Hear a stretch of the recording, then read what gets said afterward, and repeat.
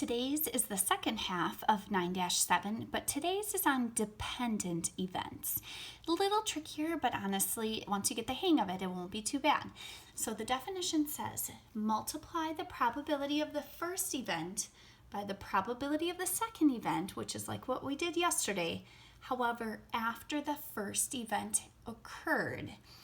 And today's in the directions, you'll see that these won't be replaced. And so what I mean by that is, I stole some Easter candy here, and I have basically 4 Kit Kats that are purple outside and 3 that are kind of a yellowy, whitish kind of color. So I want to know the probability of first picking a purple, but I will not replace it once I pick it. So kind of watch this. So I have right now 1, 2, 3, 4, 5, 6, 7 different Kit Kats total. And of those 7, 4 are purple. All right, now we're going to assume that it happened. So I would close my eyes, I'd randomly pick one, and I've taken the purple. So it's happened, but I'm not going to replace it.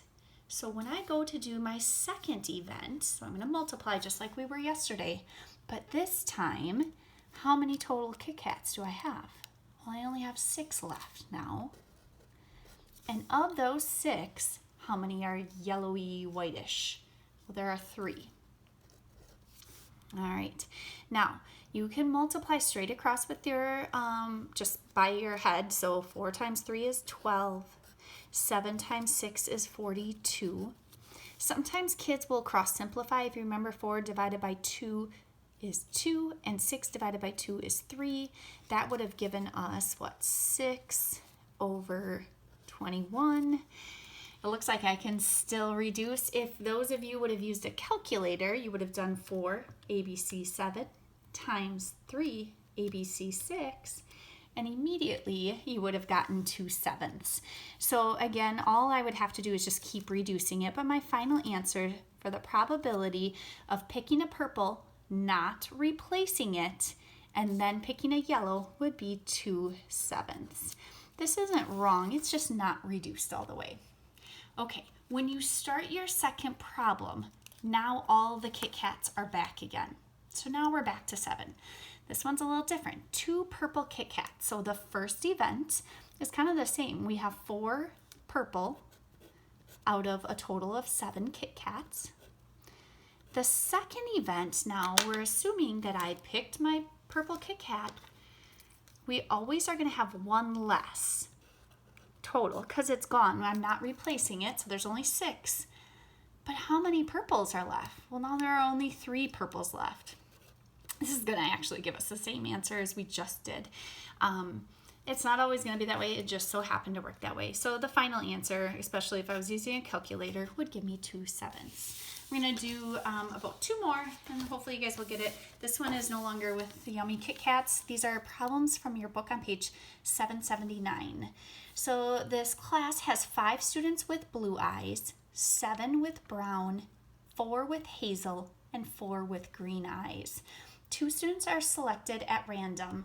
Again, they're not going to be, once the student is chosen, they don't go back into the group. The first thing you always have to do is add all this up. So it looks like, what do we have? 8, 15, 20. So I know, and sometimes I even write it up here so I just don't forget, I have 20 students.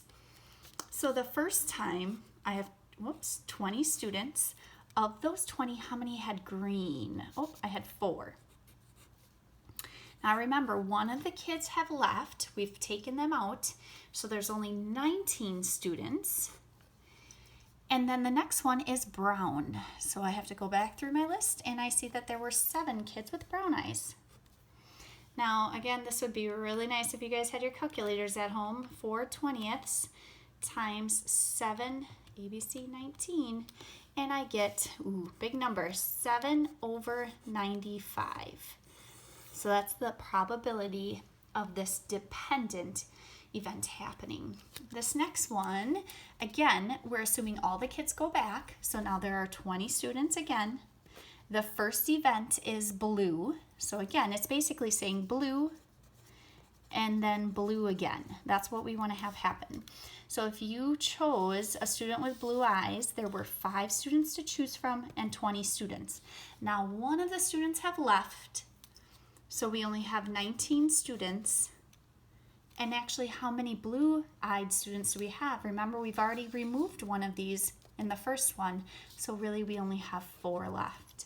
So you do 5 ABC 20 times 4 ABC 19, and you would get 1/19. So the probability of choosing a blue-eyed student, not replacing them, and choosing another blue-eyed student is 1/19.